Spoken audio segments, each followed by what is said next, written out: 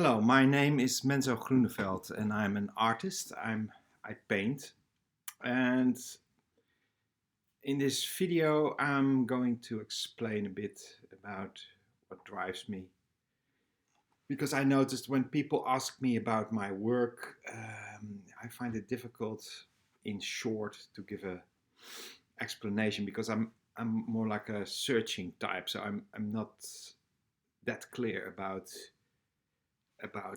the theme or what I'm busy with. So then it's difficult to talk about it. So that's why in this video I can in I can take time and I learn to talk about my work. So I made already a few videos, and I must say, yeah, a lot of it is the same, of course. But okay, let me start.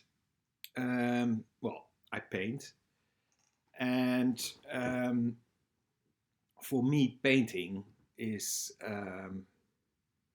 not. It's not about the image alone. Huh?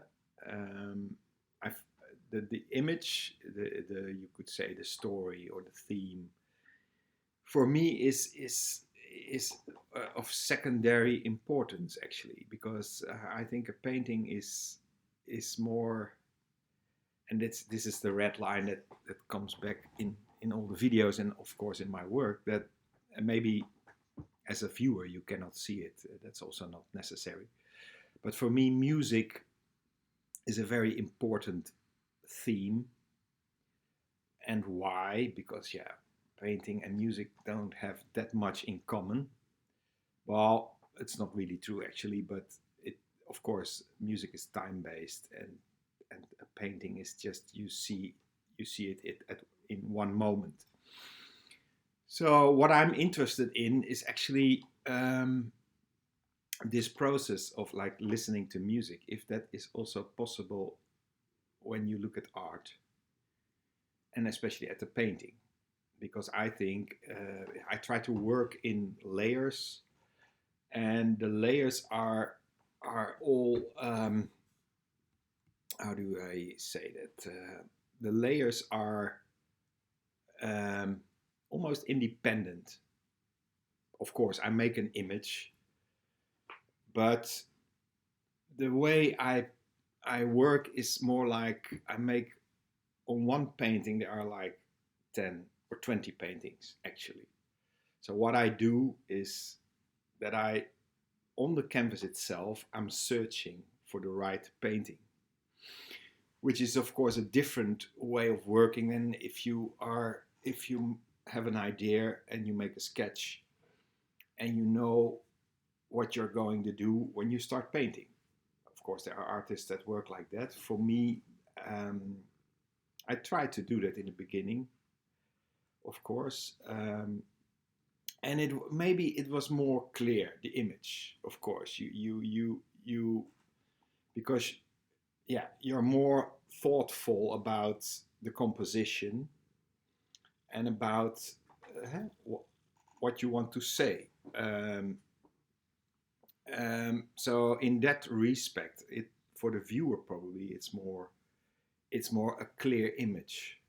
But for myself, I found it, well, it was okay, but I missed a bit this music part, the intric, yeah, the complexity of the image, because, yeah, music for me, I listen a lot to classical music, um, and in classical music, of course, well, in all music, but in classical music, it's quite obvious that because like a piece of music can take like 4 hours. If you listen to a Wagner opera, it's like 4 hours, and the Bruckner Symphony is also more than an hour. Mahler also. Yeah, of course, you also have short pieces. But with classical music, you have to dive into the music yourself as a listener. It's not the composer composes, then the musicians play it, and then what is also as important, actually, is that the listener is listening, and not once, but yeah, you have to listen like at least 6 times before you can know a bit the piece. So it takes time to get to know the piece, and that makes listening to music such a nice experience, because you have the feeling that it's your own world you create.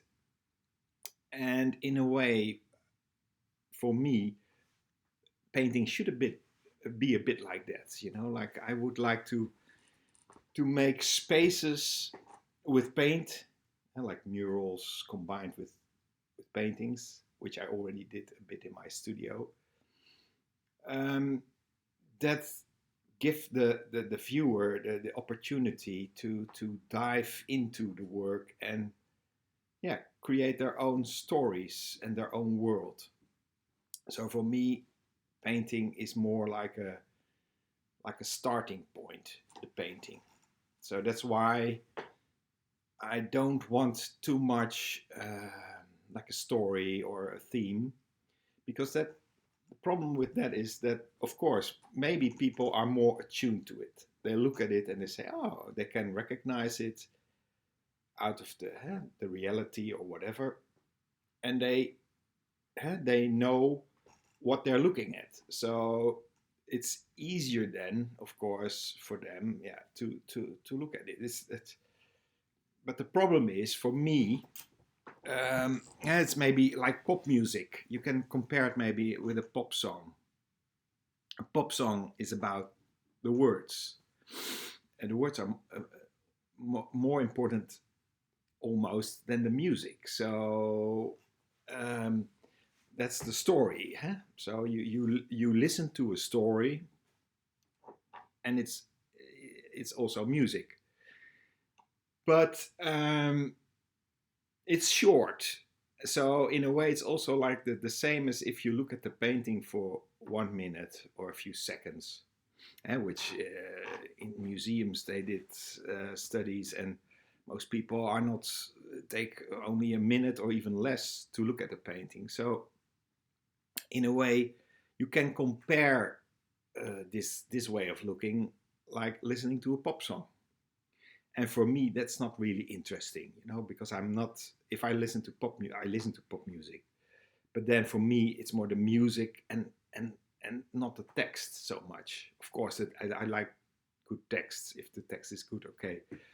But for me, that's not what I want to show.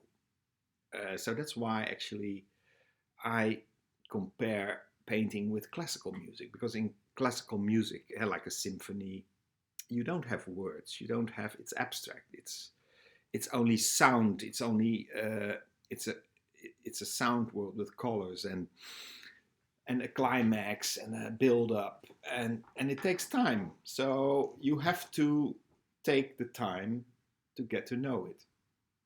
And for me, I would like to achieve that in painting. That painting is, yeah, you can look at it for 1 hour, of course, because if you, I have paintings in my house for myself because I have so much paintings that is also like a storage. But I must say, the funny thing about, because I have them around, and it's not that it's the best paintings of me. It's just I don't know. I chose them, and they're in my space for a long time already. And the funny thing is that it's not that you look at it that much, but if you take it away, then you're disoriented. Because you think, hey, so in a way, subconsciously also, the viewer looks at a work. So if you have the work around you, you can compare it to listening to music. If you every day listen to a piece of classical music, and you get to know it. And I think, of course, in if you have it at home, you have it around you, and that's for every art. But what I would like is that it change, that the viewer, that my work changes every time you look at it. And that's why I use a lot of layers, a lot of paintings on the painting, so there is a history. And it's all you can see it, because I actually, well, I used to work also with surfaces, like this gray wall behind me, uh, that I used gray, and then on top a figure or whatever. And nowadays, I'm not really doing that anymore. It's not that I say that I will never, because I'm, of course, it's also interesting to work very simple, like Rothko, or that you use the surfaces as some kind of vibration. But at the moment, for me, uh, I'm working with a lot of movement details. It's almost like all over composition. It's not really a composition. It's just action painting. Actually, it's like yeah, you could say that my especially my abstract paintings, not my figurative paintings, but my abstract paintings are yeah, expressionistic, abstract expressionistic in that sense. But maybe the difference is that this layeredness. I like abstract expressionists were more like this yeah, that they registered this performance actually in a very fresh way. And for me, yeah, of course, it has, maybe there has to be freshness, but for me, it's more important that it has this layered weirdness, because I think the more layered you make the work, the more, yeah, the more weird it becomes, the more you can make your own story out of it. Like um, because it's like looking at the clouds, for instance. If people look at the clouds, you see a face or you see a country or whatever. That your own imagination takes over, and actually that is a bit what I like in looking at art. Actually, that's this way of looking. That it's like it comes to you and it goes away. It's like this, because I work a lot of, so in my paintings, with destruction, construction. And destruction is a big part of my process, because I think with destruction you become more free, and then because always when I start a painting, it's all new. The first layer always looks good actually, but it's also still this fear of of if you have nice spots on the painting, you are always afraid to kill it. Like, and you think, oh, and then what I used to do when I started painting was, if I had a good spot, I was painting around it. Like, I wanted to keep that spot, and I painted around. Well, that's now in my process. I'm more. It's even like, if there is a nice spot, I try to kill it actually.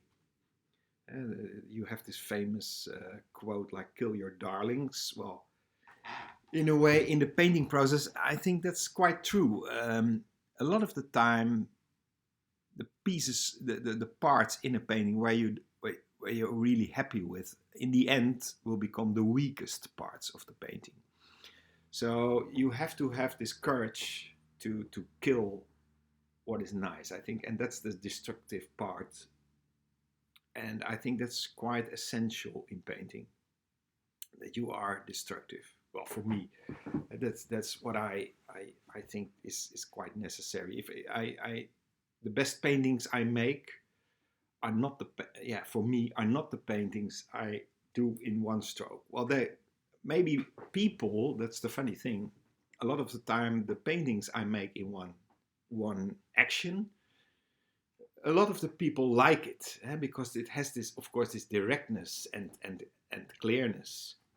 But for myself, um, yeah, because I'm more about the process. And for me, if I would paint like that, like first layer, and finished. Of course, for me that would not be. I there was no journey. There was no pain. There were no problems, because for me, painting is problem solving. It's like I have a mathematical background, so maybe for me, making a painting is making problems and then solve them. Like you have to get into trouble. So the trouble part is for me very important. So that's a bit how I work. Yeah, well, about the paint, about the technique. I use casein, which is quite it's not shiny, and it's a very difficult paint actually to work. It's not suitable actually for canvas. It's more like a mural paint. But I like it because it's not, you don't get anything for free. Like with oil paint, you get also a lot for free, and with this paint you really have to work on it, because it's almost chalk like. It's like fresco. So and it's very thin. It's water based, so you cannot work thick. It's not you, because then it cracks. So, and it's very delicate. I have a lot of paintings that they have cracks on it. I like it. This is this also a part of the artistic process. Is also like that the delicacy of that. It's also very vulnerable. The vulnerability of the image, that it also can disappear. Because the paint I use, if you make it wet and you go over it, yeah, it's gone. It never dries actually, and that's also a part of what I like actually. I like also murals, because in the end you paint over it, so it's not an everlasting thing. So that's also nice. So the paint and well, of course I mix also paint with other stuff, and I use a lot of white, and that's also a feature in my work. And why do I do that? Well, I think white, because it's not a color, but because I use this paint. With this paint, if I use white, I use it not like a flat white surface, but it's like transparent. So what happens is that the colors underneath it, they go into the white. So you get this kind of Röntgen effect, like a Röntgen picture. But so for me, the white stands more or less for the unconsciousness, for the dream world, for the yeah, and it's also a bit spiritual. I think it has some spiritual light, because white is of course the light. So, and dark and light are very important, like in music. In music you have the dark parts and the light parts, and most of the time the climax is the light part. So I use this white also maybe as a kind of climax in the work. So yeah, maybe it's all quite abstract what I say. It's not for me like thematical. What for me is interesting is very, yeah, it's more like philosophically based. I sometimes use philosophical axiomas as a starting point, because a lot of the time they're very abstract and difficult to grasp. So for me, that is a nice way to try to make an image, because of the impossibility. Actually, the impossibility gives me the reason to try, because I think it's inherent to painting, because painting is impossibility. It's about impossibility. It's not. It's you fool the viewer, because it's just a flat surface and it's paint. So in a way, every painting is it fools the viewer, And like perspective, for instance, is a big farce, because yeah, it's there is no space, but you you think there is space, so you are fooled. And in a way, yeah, I think that that's also a very important part, that for me, like in music, you have, I, at the moment I listen a lot to Messiaen. And Messiaen is a composer. Yeah, it's very complex. Complex. Yeah, very harsh music. Not really digestible, but I like it a lot. It's very otherworldly and magic also, like what you have in nature. Like these moments that light, and like the sunrise or sunset. That kind of moments, of course, you try to to do in painting, and then in an abstract way. So what I'm always I'm watching at the time is already more than 20 minutes, so I will try to finish it a bit.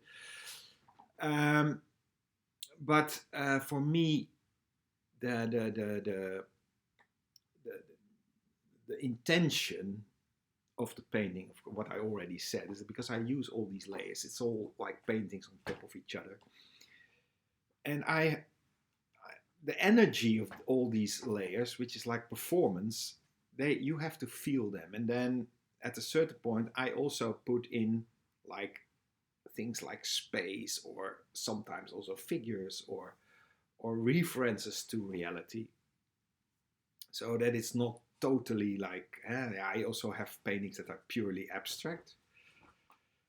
And that's more like this cloud principle, that I think, yeah, the viewer can do what he wants with it. And it's also like rhythm, like in music it's like tapestry. I like tapestry also a lot. And I like the abstract expressionist. The nice thing about this period of the abstract expressionist is that there was a link with the composers and the painters, so a quite direct link. You at that moment you had minimal music, and like Morton Feldman especially. And Morton Feldman was quite inspired by also by Kilims, by tapestry, but he was also inspired by like painters like Rothko and Pollock. And he made actually music that was more like a painting. So his music doesn't go anywhere.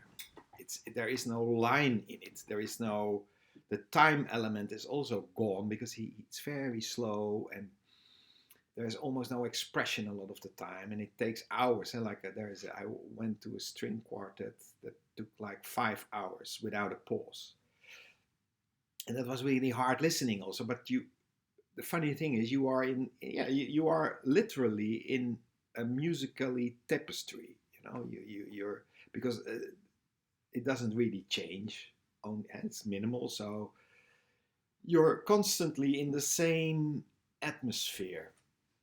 And yeah, that's, so for me it would be interesting actually also to show art with minimal music. Like Morton Feldman is like this string quartet of 5 hours. I would really like to do an exhibition with his music combined with painting, with my paintings, or murals, like, or installation with all these, yeah, all these factors, and that would be interesting. So that's what I'm thinking about. And yeah, wait, do I have time? Well, I make a half an hour of it. That's okay. Because I want to say a few more things. What the ideas that I have, which is of course interesting, because an artist is only, yeah, if he's alive in his ideas, then it's worth, you have to have new goals. And for me, what I'm interested in, and I talked about it in another video already, but I went to, years ago, I was in Florence, and now I know the name of the museum, and then I didn't know, but it's the Uffizi. And I was in the Uffizi, and yeah, you have loads of art there. It's crazy, a lot of masterpieces, of course. But I got quite tired of it quite quickly. You know, you saw all these Botticellis, and then yeah, it's nice, but it was like an overkill. And then I went to Fiesole, a small village near Florence, and you have to go up this hill. And it was raining. I was with an umbrella, and there was nobody actually. So the whole road to it was already quite an adventurous thing. And then I went into a church, and there was one painting, a religious painting, of course. And it was magnificent, actually. It was like the climax of this journey. So then I was thinking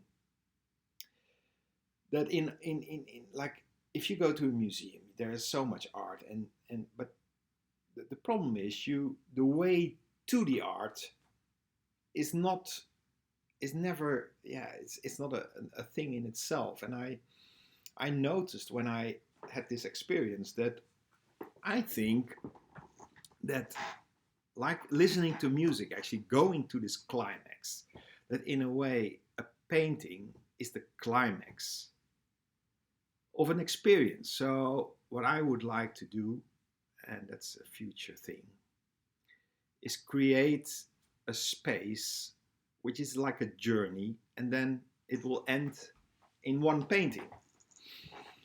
So I'm thinking about it. It's quite, I don't know if it works, of course, because it's an idea. And a lot of the time, if you have an idea and you're going to do it, yeah, it's another matter, you know. So I cannot say now that it's a good idea because I didn't try it. So, but I think it's more like this idea. I like the idea.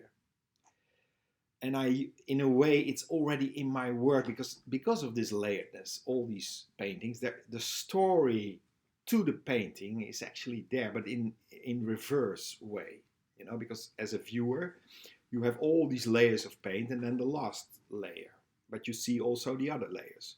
So in a way, it's like the reverse. It's not that you as a person go into an experience and then see the painting, but it's more that in the painting there is the experience. So yeah, I thought that was an interesting